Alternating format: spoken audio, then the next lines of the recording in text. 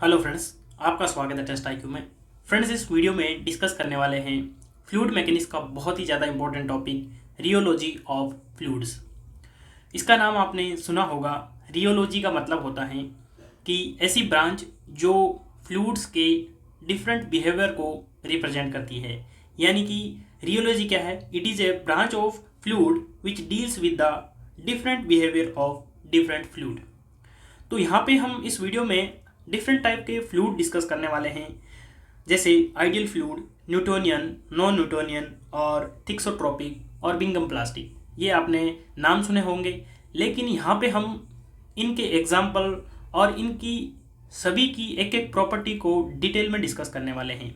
तो इसलिए ये वीडियो बहुत ही ज़्यादा इंपॉर्टेंट होने वाला है और इस टॉपिक से एक क्वेश्चन एग्जाम में ज़रूर पूछा जाता है, चाहे कोई भी एग्ज़ाम हो। तो इस वीडियो में हम बहुत ही डिटेल में और बेसिक तरीके से एक एक चीज़ को कंसेप्ट के साथ में डिस्कस करने वाले हैं। तो यहाँ पे आपको ये भी पता चला होगा कि रियोलॉजी किसके बारे में बात करता है। फिर हम बात करते हैं टाइप्स ऑफ फ्लूइड। तो यहाँ पे देखिए, सबसे पहले आइडियल फ्लूइड, उसके बाद में हम न्यूटोनियन फ्लूइड के बारे में डिस्कस करेंगे और नॉन न्यूटोनियन में हम डायलेटेंट और स्यूडोप्लास्टिक दो टाइप के फ्लूइड डिस्कस करेंगे और उसके बाद में हम आइडियल बिंगम प्लास्टिक फ्लूइड के बारे में डिस्कस करेंगे और लास्ट में थिक्सोट्रोपिक। थिक्सोट्रोपिक दो टाइप के होते हैं, एक आपका थिक्सोट्रोपिक और दूसरा रियोबैक्टिक। ये इतने टाइप के फ्लूइड होते हैं। अब हम एक एक को डिटेल में डिस्कस करते हैं। ये जो आपको सारणी दिख रही है, ये आपको पता होनी चाहिए कि इतने टाइप के फ्लूइड होते हैं। अब हम बात करते हैं आइडियल फ्लूइड के बारे में। देखिए, आइडियल फ्लूइड जो है वो एग्जिस्ट नहीं करता, यानी कि in universe no one fluid is ideal fluid. तो आइडियल फ्लूइड होते क्या है? ये एक इमेजिनरी फ्लूइड होते हैं। ये एक प्रकार का कंसेप्ट है जिससे हम रिलेट कर पाते हैं दूसरे फ्लूइड को। तो आइडियल फ्लूइड की प्रॉपर्टी क्या होती है वो हम एक एक देखते हैं। आइडियल फ्लूइड जो होते हैं वो इनकम्प्रेसिबल होते हैं। इनकम्प्रेसिबल। अब इनकम्प्रेसिबल का मतलब क्या होता है? इनकम्प्रेसिबल का मतलब होता है कि इसकी जो डेंसिटी होती है वो कांस्टेंट होती है। और डेंसिटी को हम किससे रिप्रेजेंट करते हैं? रो से। तो आपकी यहाँ पे बात हो गई, डेंसिटी जो है वो कांस्टेंट होती है। फिर दूसरी प्रॉपर्टी देखते हैं, इनविसिड। इनविसिड का मतलब होता है इसकी जो विस्कोसिटी होती है, जैसे मैं बात करूँ डायनेमिक विस्कोसिटी को म्यू से रिप्रेजेंट करते हैं, तो डायनेमिक विस्कोसिटी आपके जीरो हो गई। तो इसकी जितनी भी विस्कोसिटी होती हैं वो जीरो होती हैं। और तीसरी प्रॉपर्टी होती है no surface tension. No surface tension. पिछले वीडियो में हमने सरफेस टेंशन और सरफेस टेंशन के एप्लीकेशन डिटेल में डिस्कस कर चुके हैं, तो आपको सरफेस टेंशन के बारे में मुझे उम्मीद है कि पता होगा। तो यहाँ पे देखिए, यहाँ पे ना तो सरफेस टेंशन है, विस्कोसिटी जीरो है और इनकम्प्रेसिबल है। तो ऐसे फ्लूइड एग्जिस्ट नहीं करते हैं, क्योंकि यदि फ्लूइड कोई यूनिवर्स में एग्जिस्ट कर रहा है तो थोड़ा बहुत तो वो कॉम्प्रेसिबल होगा और उसकी विस्कोसिटी जीरो नहीं होगी और सरफेस टेंशन कुछ ना कुछ होगा। तो ये एक प्रकार का क्या है? आइडियल फ्लूइड, यानी कि इमेजिनरी फ्लूइड। यदि इसकी विस्कोसिटी जीरो है तो हम क्या कह सकते हैं? हम ये भी कह सकते हैं कि no resistance to flow. No resistance to flow. क्योंकि मान लो कोई फ्लूइड जो है आपका फ्लो कर रहा है, जैसे ये आपकी एक लेयर है, इसके ऊपर दूसरी लेयर चल रही है, तो ये जो एक लेयर है दूसरी लेयर को रजिस्ट करती है। क्यों करती है? क्योंकि इसकी जो कुछ विस्कोसिटी होती है जिससे एक लेयर दूसरी लेयर को रजिस्ट करती है, यानी कि अट्रैक्शन फोर्स होता है। तो यहाँ पे विस्कोसिटी जीरो है तो यहाँ पे कोई रेजिस्टेंस नहीं होगा। और यदि कोई रेजिस्टेंस नहीं है तो ये क्या करेगा? It will flow for infinite time. It flow for infinite time. क्योंकि यदि कोई एक्सटर्नल फोर्स या इंटरनल फोर्स एग्जिस्ट नहीं कर रहा है तो वहाँ पे लॉसेस होगा नहीं, तो वो इनफाइनाइट टाइम्स फ्लो करेगा। तो यहाँ पे हमने आइडियल फ्लूइड की प्रॉपर्टी देखी है। अब आप सभी को पता है Newton's law of viscosity. Newton's law of viscosity का फॉर्मूला जो क्या होता है वो मैं आपको ऑलरेडी बता चुका हूँ। तो फ्रेंड्स मैं आपको एक चीज़ बता देता हूँ, जो फ्लूइड मैकेनिक्स की थ्योरी की प्लेलिस्ट है वो यहाँ पे आपको डिस्क्रिप्शन में मिल जाएगी, वहाँ से आप देख सकते हैं। एक एक वीडियो को आप सीक्वेंस वाइज देखिए, ताकि नेक्स्ट वीडियो जब भी आता है तो यदि कोई मैं पीछे कंसेप्ट डिटेल में बता देता हूँ तो वो दोबारा ना बताना पड़े, इसलिए आपको सारे वीडियो देखने हैं। तो न्यूटन्स लॉ ऑफ विस्कोसिटी क्या होता है, टो बराबर mu d theta upon D t, ये होता है। तो यहाँ पे जो विस्कोसिटी है, ये आपकी जो विस्कोसिटी है ये क्या है, ज़ीरो। तो ये ज़ीरो है तो शियर स्ट्रेस भी क्या हो जाएगा, ज़ीरो हो जाएगा। तो यदि मैं बात करूँ ग्राफ की, यदि मैं ग्राफ बनाऊँ किसके बीच में, आपकी विस्कोसिटी और deformation D theta upon D T के बीच में, तो ये ग्राफ कैसा बनेगा। विस्कोसिटी क्या है, विस्कोसिटी ज़ीरो है। तो यदि मैं डिफॉर्मेशन को बढ़ाऊँ, चाहे कितना भी बढ़ाऊँ, तो विस्कोसिटी में कोई फ़र्क आएगा क्या, नहीं आएगा। तो ये ग्राफ जो है आपका ऐसा बनेगा। और यदि दूसरा ग्राफ मैं बनाता हूँ शियर स्ट्रेस और डिफॉर्मेशन के बीच में,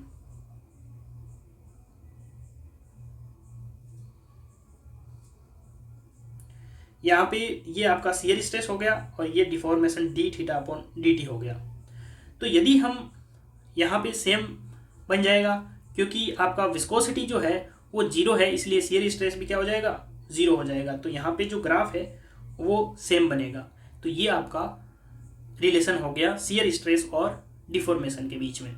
तो यहाँ पे आपको आइडियल फ्लूइड के बारे में डिटेल में पता चला होगा। तो मैं आइडियल फ्लूइड के बारे में क्या कह सकता हूँ, fluid can never be ideal but flow can be ideal. तो फ्लूइड जो होते हैं वो आइडियल नहीं होते, जो एग्जिस्ट करते हैं वो आइडियल नहीं होते हैं। लेकिन मैंने एक चीज़ यहाँ पे ये बोली है कि फ्लो कैन बी आइडियल। यदि हमारा जो फ्लो है, जैसे मान लो इसी डायग्राम में मैं आपको समझा देता हूँ। यहाँ पे देखिए, यहाँ पे ये फ्लो हो रहा है, ये क्या है, सरफेस है। तो इस सरफेस के टच में जो भी फ्लूइड के पार्टिकल आएंगे उसकी वेलोसिटी क्या हो जाएगी, ज़ीरो हो जाएगी।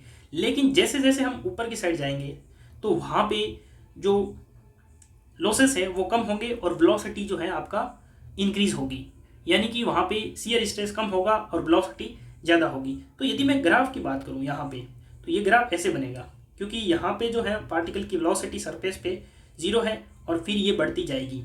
लेकिन एक ऐसा टाइम आएगा जहाँ पे जो ये फ्लूइड जो है इसकी जो मैक्सिमम वेलोसिटी पहुँच जाएगी। जैसे मान लो यहाँ पे ये जो इस पॉइंट पे ये जो आपकी वेलोसिटी है वो मैक्सिमम हो जाएगी, तो फिर ये कांस्टेंट हो जाएगी। तो ये जो कंडीशन होगी यहाँ पे इसके ऊपर, ये जो है इसको हम बोलते हैं आइडियल फ्लो, यानी कि वहाँ पे कोई चेंजेस नहीं हो रहा है। तो आपको यहाँ पे समझ में आया होगा कि आइडियल फ्लूइड क्या होता है और आइडियल फ्लो क्या होता है। अब हम बात करते हैं न्यूटोनियन फ्लूइड के बारे में।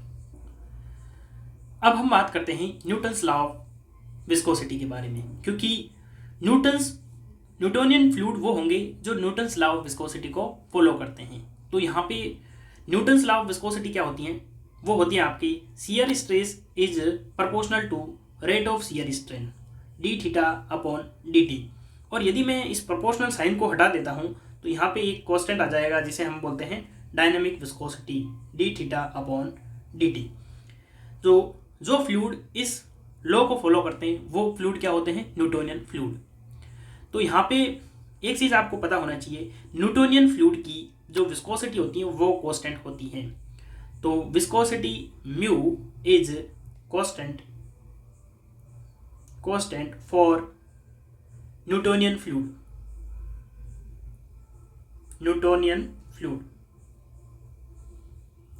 तो इसकी विस्कोसिटी जो है वो आपकी कांस्टेंट होती है। तो यदि मैं ग्राफ बनाऊं किसके बीच में, आपकी विस्कोसिटी और डिफॉर्मेशन के बीच में, D theta upon D T के बीच में, तो ये ग्राफ कैसा आएगा, ये ग्राफ आपका कांस्टेंट आएगा, यानी कि विस्कोसिटी जो है आपकी कांस्टेंट है। किसके लिए, न्यूटोनियन फ्लूइड के लिए। और यदि मैं ग्राफ बनाऊं शियर स्ट्रेस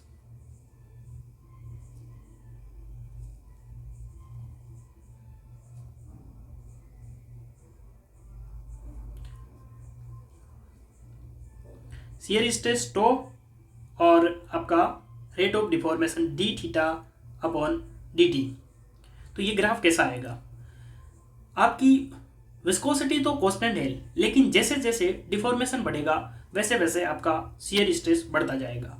तो ये जो ग्राफ है आपका लीनियर आता है, तो ये आपका ग्राफ आ जाएगा लीनियर ग्राफ आ जाएगा, ऐसा ग्राफ बनेगा। तो ये ग्राफ आपको पता होना चाहिए। आपको लास्ट में मैं सभी फ्लूइड का एक साथ ग्राफ बताऊंगा, तब आपको पता चलेगा कि ये ग्राफ कितना इंपॉर्टेंट है। अब हम बात करते हैं इसके एग्जाम्पल की।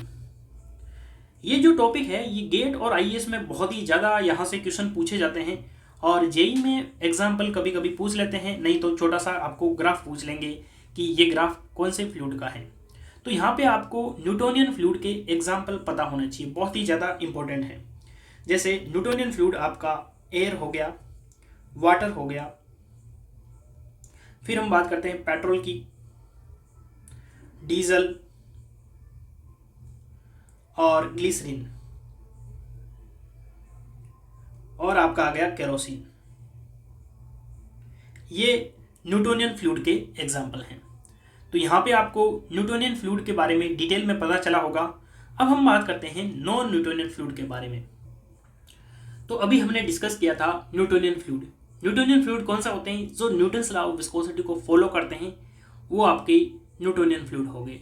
और नॉन न्यूटोनियन फ्लूइड क्या हो जाएंगे, जो न्यूटन्स लॉ ऑफ विस्कोसिटी को फॉलो नहीं करते हैं, fluid which do not follow Newton law of viscosity. तो न्यूटन्स लॉ ऑफ विस्कोसिटी जो है वो क्या था, टो बराबर mu d theta upon D t. ये जो D theta upon D T है इसकी पावर 1 थी, किसमें, न्यूटोनियन फ्लूइड में। लेकिन नॉन न्यूटोनियन में जो है यहाँ पे एक n आ जाएगा, n is not equal to 1। यदि n की वैल्यू 1 होती है तो वो आपका न्यूटोनियन फ्लूइड हो जाएगा। तो यहाँ पे आपको पता चला होगा कि नॉन न्यूटोनियन फ्लूइड कौन से होते हैं। नॉन न्यूटोनियन फ्लूइड जो है वो आपके दो टाइप के होते हैं, एक तो डायलेटेंट फ्लूइड और सेकंड हो गया आपके सूडोप्लास्टिक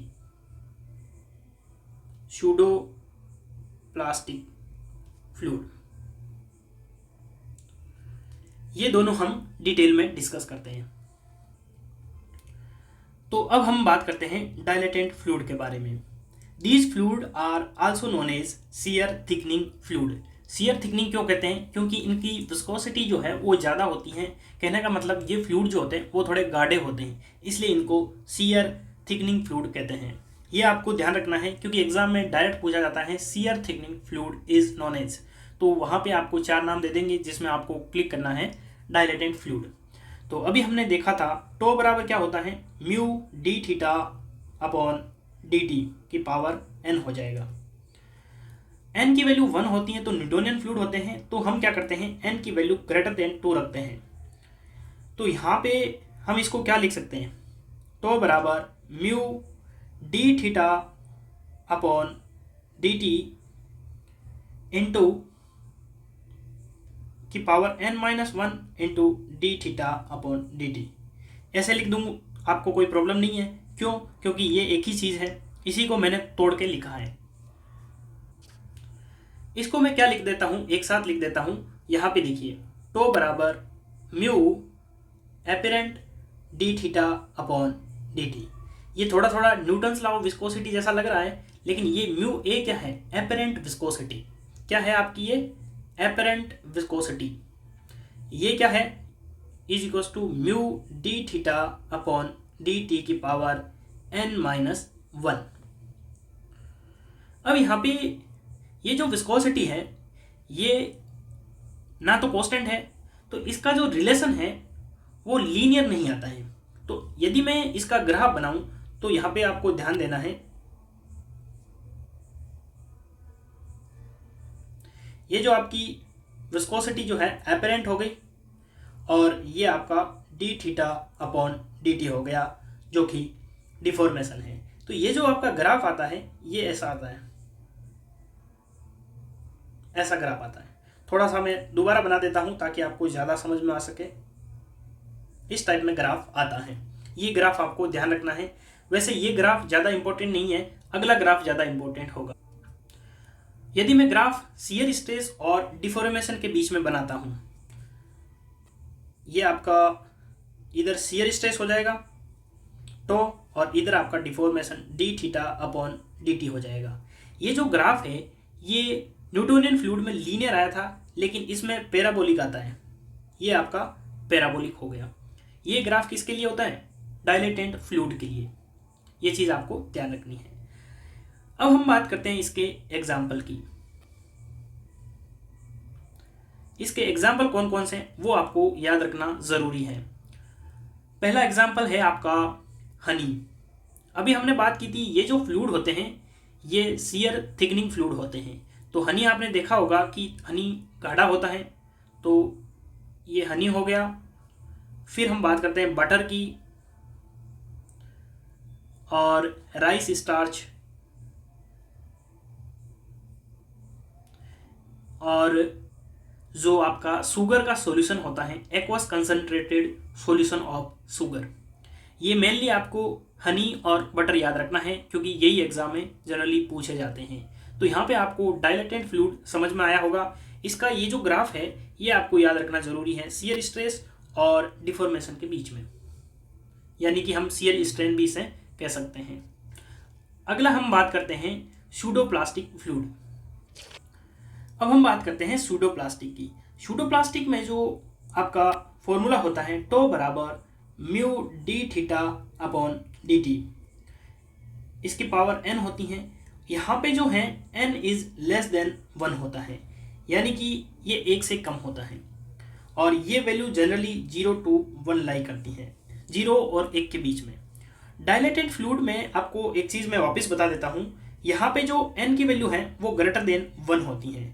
ये आपको ध्यान रखना है, n इज ग्रेटर देन 1, यानी कि n की वैल्यू 1 से ज़्यादा होगी और सूडोप्लास्टिक जो फ्लूइड होते हैं उसमें n की वैल्यू 1 से कम होती है। ये चीज़ आपको ध्यान से याद रखना है क्योंकि यहाँ पे अभी हम ग्राफ देखेंगे तब आपको वापस पता चलेगा कि n इज़ ग्रेटर देन और n इज़ लेस देन में क्या डिफरेंस होता है ग्राफ के अंदर। फिर हम बात करते हैं, यहाँ पे हम वैसे ही लिखेंगे जैसा हमने डायलेटेंट फ्लूइड के बारे में देखा था, जैसे टो बराबर mu d theta upon D t की power n-1 into D theta upon D t, और ये आपका क्या हो जाएगा? म्यू एपेरेंट हो जाएगा। लेकिन यहाँ पे n की वैल्यू क्या है? लेस देन 1 है, तो ये क्या आ जाएगा? आपका नेगेटिव आ जाएगा। तो जो भी ग्राफ है वो डाउनवर्ड आ जाएंगे।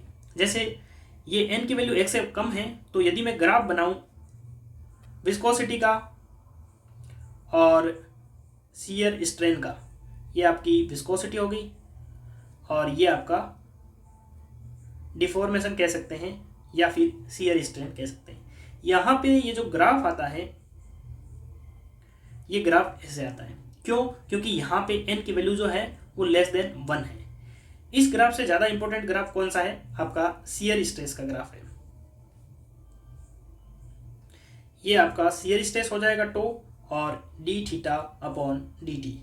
ये जो ग्राफ है ये आपका एक टाइम के बाद में डाउनवर्ड हो जाएगा और ये आगे कांस्टेंट हो जाएगा। ये ग्राफ आपको याद रखना है शियर स्ट्रेस और शियर स्ट्रेन के बीच में। अब हम बात करते हैं इसके एग्जाम्पल की। देखिए, मैं जो है जितना भी एग्जाम पॉइंट ऑफ व्यू से इंपॉर्टेंट है वो चीज़ मैं आपको डिटेल में समझा रहा हूँ ताकि आप थ्योरी भी लिख सकते हैं और इसके एग्जाम्पल भी ऑब्जेक्टिव एग्जाम में आप याद रख सकते हैं। इन फ्लूइड्स को हम शियर थिनिंग फ्लूइड कहते हैं, ये चीज़ आपको ध्यान रखनी है। तो मैं यहाँ पे आपको लिख देता हूँ, these fluid also known as shear thinning fluid, shear thinning fluid।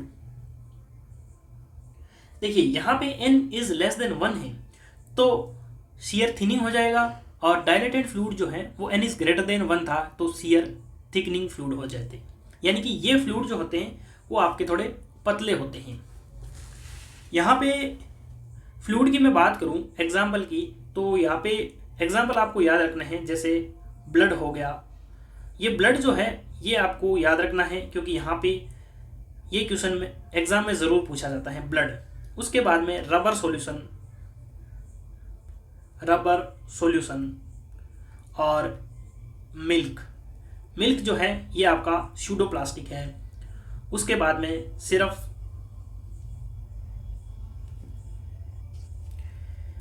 एक आपको याद रखना है नेल पॉलिश, जिलेटिन, और एक आपको याद रखना है लिपस्टिक। ये इतने आपको एग्जाम्पल याद रखने हैं। सबसे ज़्यादा इंपॉर्टेंट है ब्लड और मिल्क स्यूडोप्लास्टिक में, लेकिन इसमें जितने भी नाम हैं वो वैसे सभी के सभी इंपॉर्टेंट है, क्योंकि यहाँ से एग्ज़ाम में बहुत बार क्वेश्चन पूछा जाता है। अब हम बात करते हैं थिक्सोट्रोपिक और आइडियल बिंगम प्लास्टिक फ्लूइड के बारे में। तो फ्रेंड्स, यहाँ पे हम डिस्कस करेंगे आइडियल बिंगम प्लास्टिक फ्लूइड। ये फ्लूइड जो है वो न्यूटोनियन फ्लूइड जैसे ही होते हैं, लेकिन यहाँ पे कुछ मिनिमम शियर स्ट्रेस रिक्वायर्ड होता है उनको स्टार्ट करने के लिए, यानी कि फ्लो को स्टार्ट करने के लिए। Fluid which require certain minimum shear stress to start of fluid and once flow is started it behave like a Newtonian fluid and viscosity is also constant. ये अब हम डिस्कस करते हैं। जैसे हमने फॉर्मूला देखा था, टो बराबर A D theta upon D t की पावर n प्लस बी। ए और बी यहाँ पे कांस्टेंट है। ए जो है यहाँ पे ये क्या है, ये आपकी डायनेमिक विस्कोसिटी है, D theta upon D T, plus जो बी है ये मिनिमम शियर स्ट्रेस है। क्या है आपका मिनिमम शियर स्ट्रेस। और आइडियल बिंगम प्लास्टिक फ्लूइड जो होते हैं यहाँ पे इसके लिए n की वैल्यू 1 होती है, क्योंकि यहाँ पे जो इसकी डेफिनेशन है उसमें क्या लिखा गया है कि सर्टेन मिनिमम स्ट्रेस, यानी कि टो जीरो जो है ये मिनिमम स्ट्रेस है। उसके बाद में ये फ्लूइड न्यूटोनियन फ्लूइड की तरह बिहेव करते हैं। तो यहाँ पे n की वैल्यू क्या हो जाएगी 1। तो आइडियल बिंगम प्लास्टिक फ्लूइड के लिए फॉर्मूला क्या हो जाएगा, टो बराबर mu d theta upon D T plus tau zero. ये फॉर्मूला हो जाएगा। यहाँ तक तो न्यूटोनियन थे, लेकिन ये मिनिमम शियर स्ट्रेस इसको चाहिए। अब हम इसका जो है डायग्राम देखते हैं।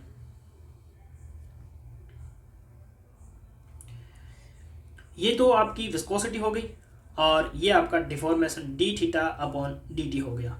तो विस्कोसिटी जो है इसकी क्या है, आपकी कांस्टेंट है। तो यहाँ पे इसका जो ग्राफ है वो सिंपली ये हो जाएगा।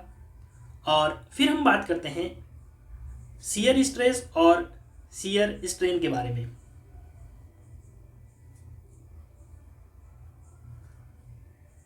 ये आपका शियर स्ट्रेस टो हो गया और ये D theta upon D T shear strain हो गया। अब यहाँ पे मिनिमम कितना है, टो जीरो है। तो यहाँ पे कहीं पे होगा तो ये आपका क्या हो जाएगा, टो जीरो हो जाएगा ये। उसके बाद में ये न्यूटोनियन फ्लूइड की तरह बिहेव करते हैं। तो ये ग्राफ जो है आपका कांस्टेंट आ जाएगा, ये ग्राफ हो जाएगा। तो ये जो डिफरेंस है न्यूटोनियन और आइडियल बिंगम प्लास्टिक में, क्योंकि यहाँ पे मिनिमम शियर स्ट्रेस चाहिए होता है। अब हम बात कर लेते हैं इसके एग्जाम्पल की।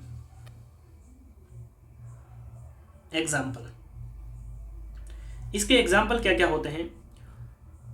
इसका एग्जाम्पल है टूथपेस्ट और जैम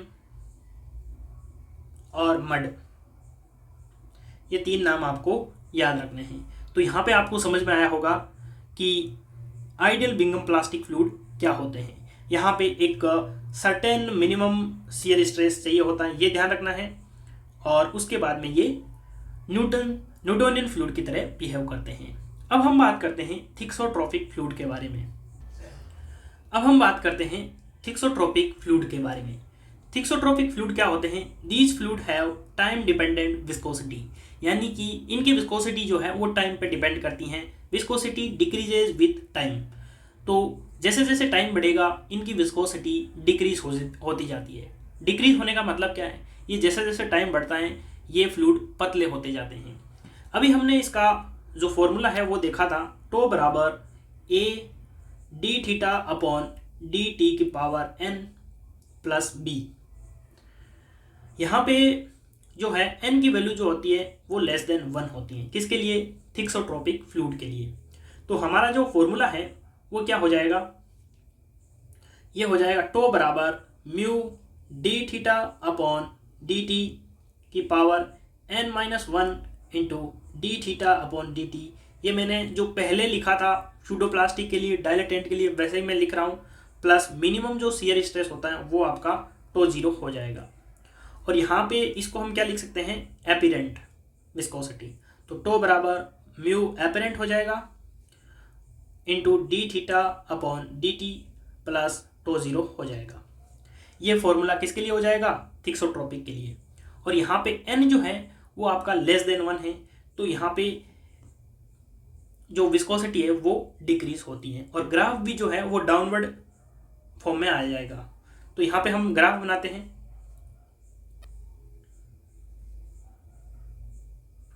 यदि मैं बात करूं विस्कोसिटी कौन सी है, म्यू एपरेंट और D theta upon D t. ये जो ग्राफ है वो ऐसे आता है, लेकिन सबसे ज़्यादा ग्राफ कौन सा इंपॉर्टेंट है, शियर स्ट्रेस और शियर स्ट्रेन के बीच में। यहाँ पे टो और D theta upon D t, ये ग्राफ आपको याद रखना है। अब यहाँ पे आप एक चीज़ नोटिस करेंगे कि जब हमारा डायलेटेंट फ्लूइड था, डायलेटेंट फ्लूइड और सूडोप्लास्टिक, वहाँ पे n इज लेस देन 1 था, तो वहाँ पे ग्राफ जो है वो एक टाइम के बाद में डाउनवर्ड आ रहा था। यहाँ पे सिर्फ फर्क क्या है, यहाँ पे मिनिमम शियर स्ट्रेस, तो मिनिमम शियर स्ट्रेस ये क्या हो जाएगा, टो जीरो हो जाएगा और उसके बाद में सेम ग्राफ वैसा आ जाएगा। तो ये ग्राफ आपका थिक्सोट्रोपिक फ्लूइड का आ जाएगा। और ये जो थिक्सोट्रोपिक फ्लूइड होते हैं इनको ग्रेड 1 फ्लूइड भी कहते हैं, GRADE, ग्रेड फर्स्ट। ये भी आपको ध्यान रखना है। ग्रेड फर्स्ट फ्लूइड जो होते हैं वो थिक्सोट्रोपिक और ग्रेड सेकंड उनको हम बोलते हैं रियोपैक्टिक। अब हम बात कर लेते हैं इनके एग्जाम्पल की। एग्जाम्पल ऑफ थिक्सोट्रोपिक फ्लूइड, इसका सबसे बेस्ट जो एग्जाम्पल है वो है आपका पेंट। पेंट जो होते हैं वो थिक्सोट्रोपिक फ्लूइड के अंदर आते हैं। और प्रिंटर की जो इंक होती है, प्रिंटर्स इंक, ये भी थिक्सोट्रोपिक फ्लूइड के अंदर आती हैं। दो एग्जाम्पल आपको याद रखने हैं। अब हम बात करते हैं ग्रेड 2 यानी कि रियोफैक्टिक फ्लूइड के बारे में।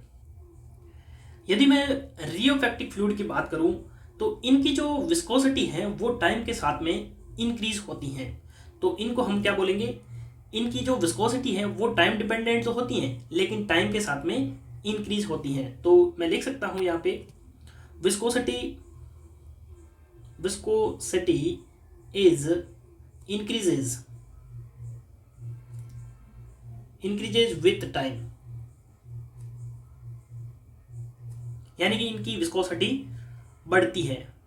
और यदि मैं फॉर्मूले की बात करूं तो टो बराबर क्या हो जाएगा, वो सेम फॉर्मूला है, सभी में यूज आएगा। टो बराबर mu d theta upon D t की power n plus minimum shear stress जो है आपका टो जीरो आ जाएगा।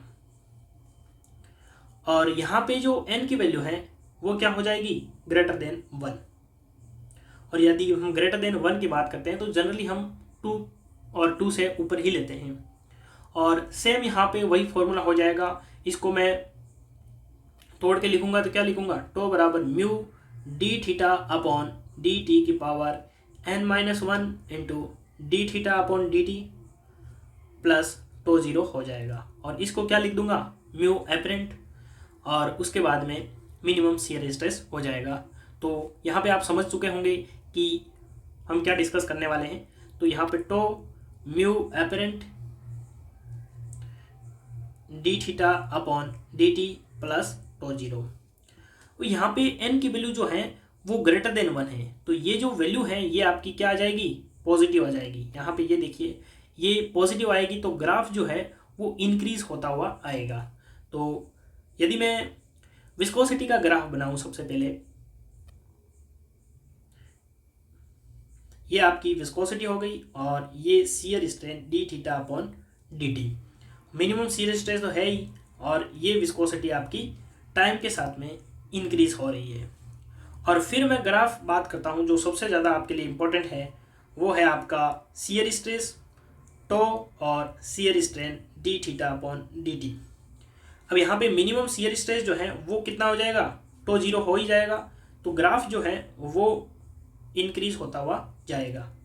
ये आपका ग्राफ रियोपैक्टिक फ्लूइड के लिए हो जाएगा और इनको हम क्या बोलते हैं, ग्रेड 2 थिक्सोट्रोपिक। ठीक है, अब हम बात करते हैं इसके एग्जाम्पल की। एग्जाम्पल बहुत ज़्यादा इंपॉर्टेंट है। एग्जाम्पल इसके लिए कौन कौन से हैं, दो एग्जाम्पल आपको ध्यान रखने, एक तो जिप्सम सॉल्यूशन, जिप्सम सॉल्यूशन, उसके बाद में हम बात करते हैं बेंटोनाइट सॉल्यूशन, बेंटोनाइट सॉल्यूशन। ये दो इसके एग्जाम्पल आपको याद रखने हैं, किसके लिए, रियोपैक्टिक फ्लूइड के लिए। तो अब हमने सभी के सभी जो फ्लूइड हैं वो हमने डिस्कस कर लिए हैं। अब हम एक साथ इसका ग्राफ बना लेते हैं ताकि आपको कोई कन्फ्यूजन ना रहे।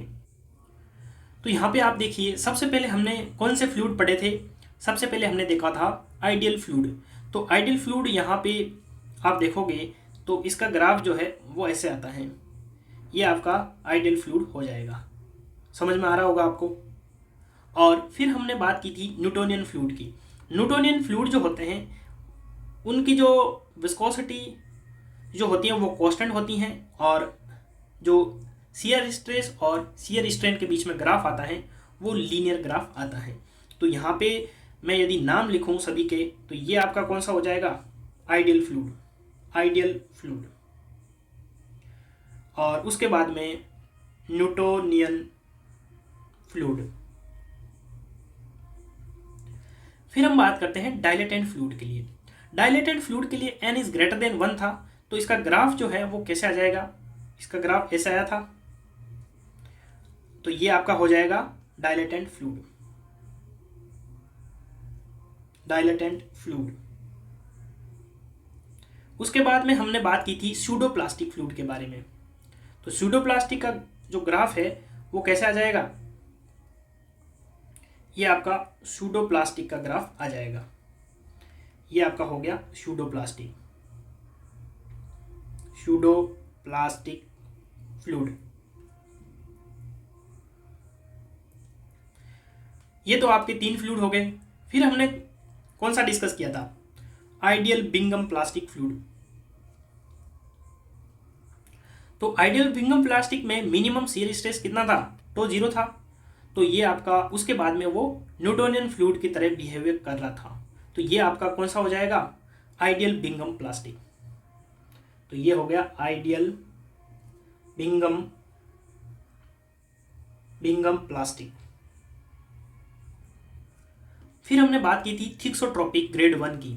तो थिक्सोट्रोपिक में जो है n की वैल्यू लेस देन 1 थी, तो ये आपका थिक्सोट्रोपिक जो है वो ऐसे आ जाएगा ग्राफ, ये हो गया थिक्सोट्रोपिक फ्लूइड। और लास्ट में हमने बात की थी रियोपैक्टिक की, तो ये आपका रियोपैक्टिक हो जाएगा, रियोपैक्टिक फ्लूइड। तो यहाँ पे हमने जितने भी फ्लूइड थे सभी के सभी फ्लूइड हमने डिस्कस कर लिए हैं, और मैंने सभी का एक साथ ग्राफ आपको बता दिया है।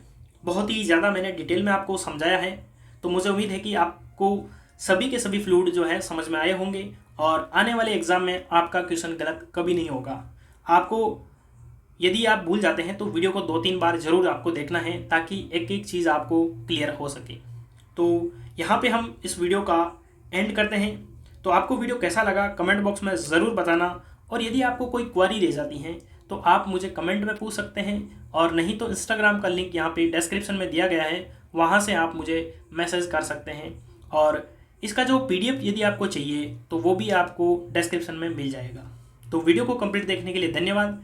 मिलते हैं अगले वीडियो में, तब तक